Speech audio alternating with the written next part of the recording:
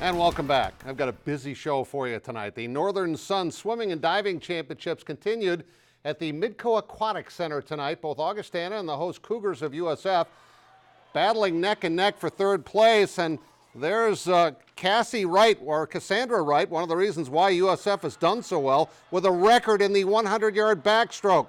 Her teammate, Chantel Cash, took second in the 100-yard breaststroke.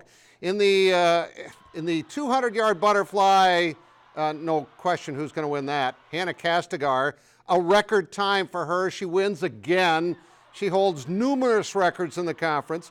And lastly, in the 800-meter relay, Augustana's Destiny Olertz anchors the winning team as they come from behind to beat MSU Moorhead.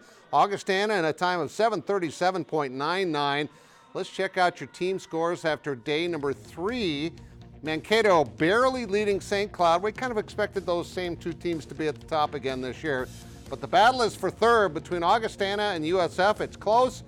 I believe Castigar is the Jim Thorpe of this tournament. I think she scored all of Northern points. They have 166. She is absolutely incredible. The whole thing wraps up tomorrow at the Aquatic Center. Now, much like the USHL, the North American Hockey League is also a junior hockey league that sends players to college scholarships. And tonight in Brookings, the Blizzard hosted the hottest team in the league. We talked to Scott Langer at 6 o'clock, his Aberdeen Wings, who recently had a 19-game win streak. They would take the lead here in the first period. George McBay had lost his stick. John Sladek knocks it in, and it's 1-0 Aberdeen after one. And the little kids get in the action too. They get in the highlights. Look, Ma, I scored a goal. Second period, Brookings with a chance. Matt Vernon kicks it out. He's got 5 shutouts so far this year, and he was good again tonight. A few minutes later, Joe Strata with a penalty shot, and it's McBay who stops him. He keeps him at bay. We remain 1-0 into the late in the second period when Tim Mikowski jets in and wraps it around and scores. That was a beautiful goal. But if you think that was beautiful, I saved the best for last.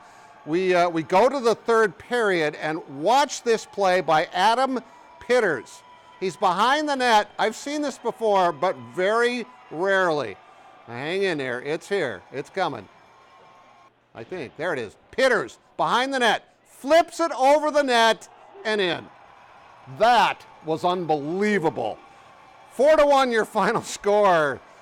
Pitters, he might make some kind of big highlight tonight. He made our show. That was pretty cool. 4-1 the Wings, now 34-7-3. The Jackrabbit Wrestlers hit the road tonight to grapple with arch rival North Dakota State.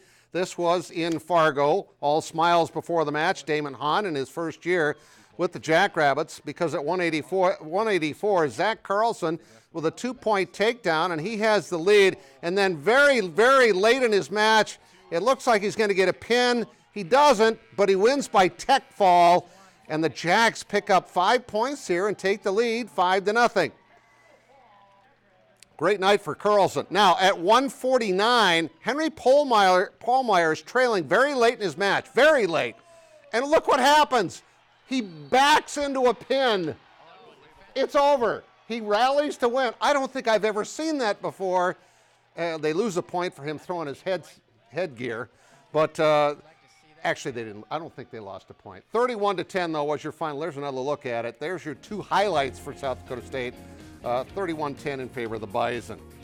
With the state wrestling tournament next week in Rapid City, it means lots of region wrestling today and tomorrow, like Region 2A today at the Pentagon, great venue for high school wrestling. Tucker Baum of Yankton with a takedown in the third period when we were all tied up. He beats Jacob Wolf in the semifinals 7-3 and also goes on to win the championship at 106. At 120, Jovi Christensen of Beersford Alcester Hudson almost gets a pin, gets a 3-point near fall, wins this match over Brandon Oddie of Lennox 17-5, and also wins the championship at 138. Lucas Anglin of Vermilion, this had to hurt, almost gets the pin. I can hear bones crunching.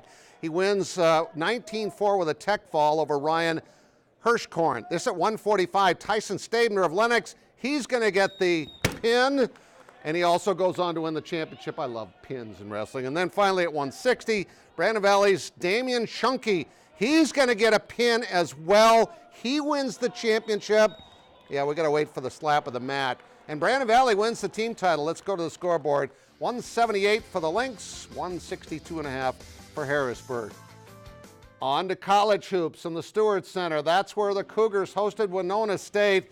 And this was a dandy starting in the second half. Aaron Rotterman hits a three and USF pulls to within 2. They had been trailing in this game, and the Warriors will try to keep their lead up here as Caleb Wagner scores.